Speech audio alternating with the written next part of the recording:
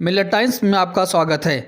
महाराष्ट्र के मंदिरों, मस्जिदों और अन्य पूजा स्थलों को सोमवार से फिर खोल दिया जाएगा। ठाकरे सरकार ने कहा कि ये जल्द ही कोरोना वायरस से बचने के लिए सुरक्षा उपायों को जारी किया जाएगा, जिनका सभी को पालन करना जरूरी होगा।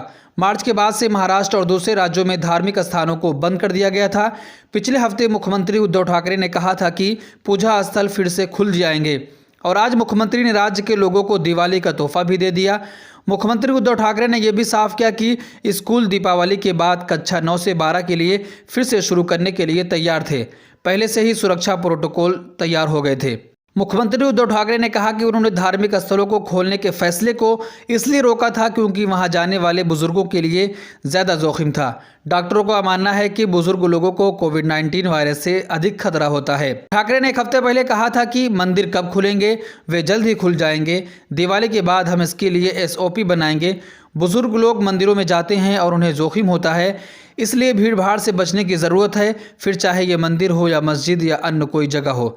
इन जगहों पर जाने के लिए मास्क आपको लगाना ज़रूरी होगा।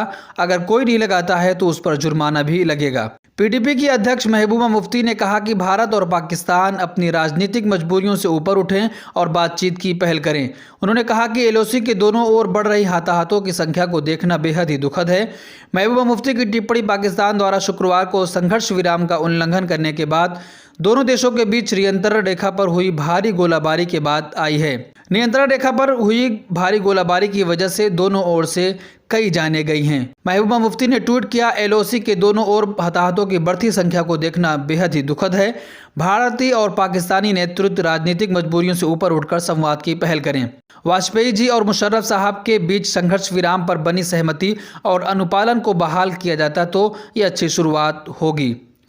अमेरिका के पूर्व राष्ट्रपति बराक ओबामा ने अपने किताब में कांग्रेस नेता राहुल गांधी पर की गई टिप्पणी का शिवसेना ने जवाब दे दिया है। शिवसेना नेता संजय राउत ने कहा कि ओबामा का बयान ठीक नहीं है। राउत ने ओबामा की भारत के बारे में जानकारी पर सवाल उठाते हुए कहा कि एक विदेशी राजनेता हमारे देश के किसी लीडर के बारे में ऐसी कोई राय नहीं दे सकता।